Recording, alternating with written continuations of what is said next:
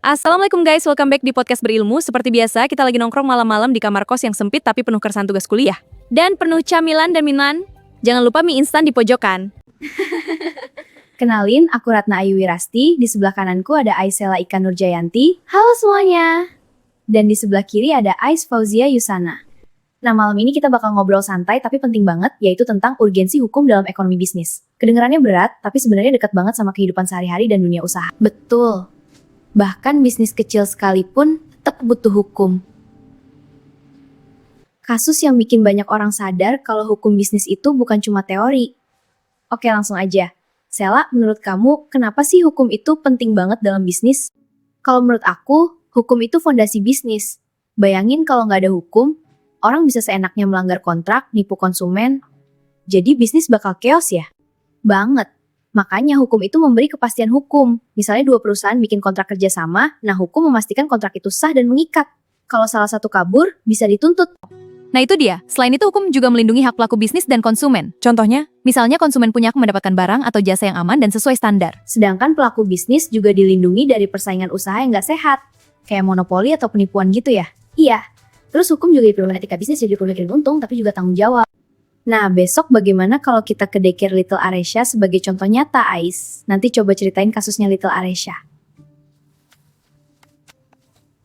Jadi ada daycare bernama Little Aresha di Yogyakarta. Tempat penitipan anak ini sempat viral karena diduga terjadi kekerasan terhadap anak-anak yang dititipkan di sana. Padahal orang tua nitip anak pasti berharap aman ya. Nah itu, orang tua percaya anaknya dirawat baik, tapi malah muncul dugaan perlakuan kasar dari pengasuh. Dan ini jelas berkaitan dengan perlindungan konsumen. Betul, kasus ini dianggap melanggar beberapa pasal dalam... Pasal apa aja tuh?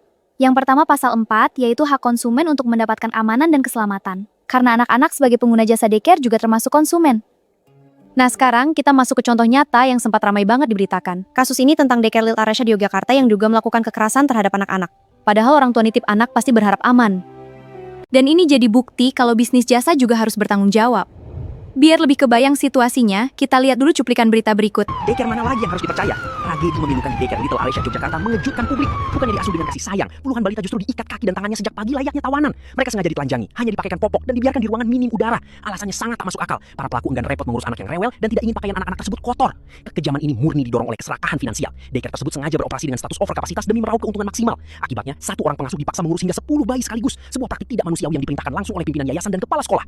Kini, polisi telah menetapkan 13 tersangka. Namun penangkapan ini tidak menghapus trauma berat yang dialami 53 balita korban. Banyak dari mereka yang kini histeris melihat gerbang sekolah, sering sakit akibat penelantaran, hingga tanpa sadar memiliki refleks mengikat tangannya sendiri. Kasus ini menjadi peringatan keras bagi para orang tua agar selalu ekstra waspada dalam menitipkan buah hati, karena kejahatan bisa bersembunyi di balik janji pengasuhan. Gila sih kalau jadi orang tua pasti panik banget. Iya, karena daycare harusnya jadi tempat aman buat anak. Lalu pasal 7 tentang kewajiban pelaku bisnis untuk beritikat baik.